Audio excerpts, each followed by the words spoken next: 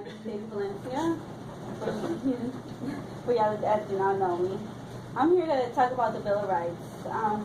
Why is it important? Have you ever been in a situation where you feel as if you've been pulled over, arrested, and feel as if you're being wrong? I know I have. For you that know me, I feel as if that could have been, that really could have been prevented. Sorry, it really could have been prevented if I knew my rights.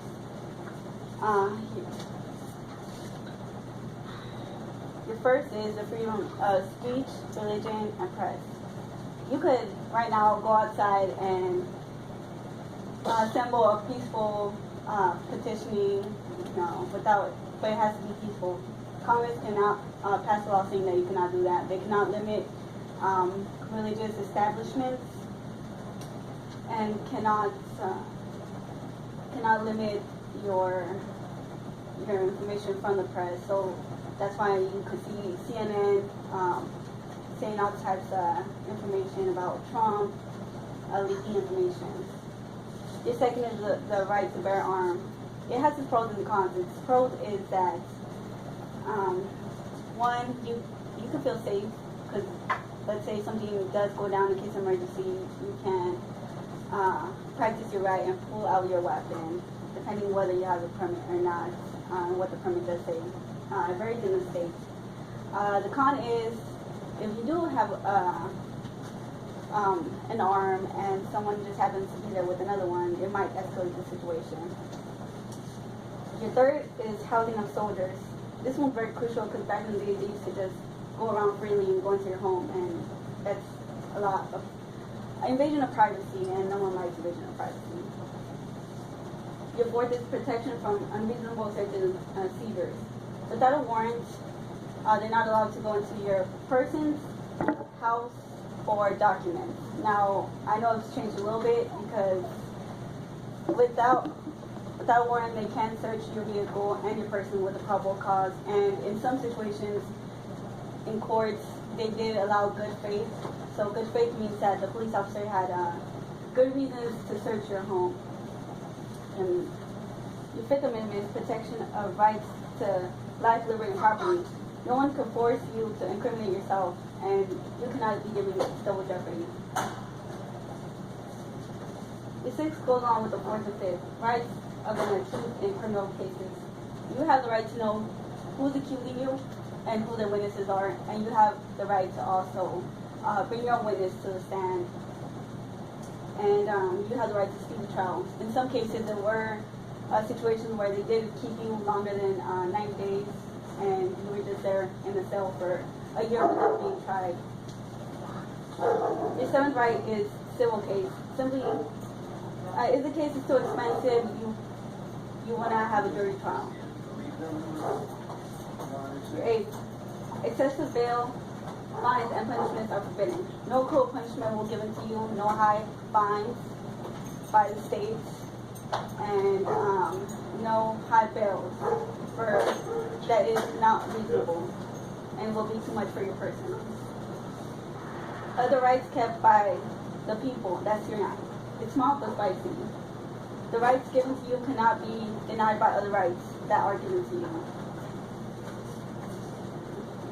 Delegated powers kept by the states and people. The federal can only delegate powers given to them by the U.S.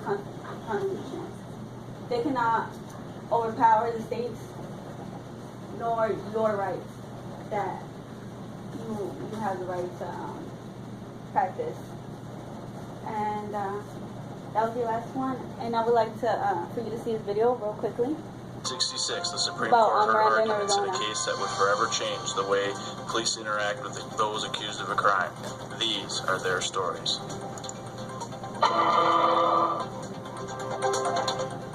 The Miranda versus Arizona case centered around the rights of those accused of a crime. Ernesto Miranda was arrested for rape, kidnapping, and robbery, 3 crimes to which he later confessed at the end of a 2-hour interrogation. Miranda did not have an attorney present during these questionings, and even though he had a 9th grade level of education and a history of mental illness. The confession was later used by the police in order to convict Ernesto Miranda of these crimes and sentence him to 20 to 30 years in prison. Miranda's case was appealed from the county court up through the court system on the grounds that his confession was illegally obtained due to the fact that his Fifth and Sixth Amendment rights were violated. The Arizona Supreme Court upheld the conviction, and so his case was further appealed to the U.S. Supreme Court. The petitioner in the case, Ernesto Miranda, claimed that his Fifth Amendment right had been violated. His confession had caused him to incriminate himself, which was a clear violation of the Fifth Amendment. His Sixth Amendment had also been violated, according to Miranda, due to the fact that he had no knowledge of his right to an attorney. The respondent's case was taken up by Arizona Attorney General Gary K. Nelson. Nelson argued that Miranda's rights to Fifth and Sixth Amendment protections had not been violated in the state's course of arresting him and convicting him to 20 to 30 years in prison. In a landmark decision, the Supreme Court ruled 5-4 in favor of Miranda, reversing his conviction. Supreme Court Chief Justice Earl Warren would deliver the majority opinion that would have far-reaching effects and become the foundation for the modern-day Miranda warning. This case had a profound impact on the nation. The court established the precedent that information from questioning would not be allowed in court unless the arrested was informed of his rights to remain silent, having an attorney present, and having an attorney provided for them during questioning. The case further expanded the Fifth and Sixth Amendment rights for Americans and forever changed police policy and could even reach beyond. Okay, and that was it. And I would really like for you to go home and really take this knowledge. I have bad to you today because it is really important to practice the rights. Welcome to 3 Minutes of History.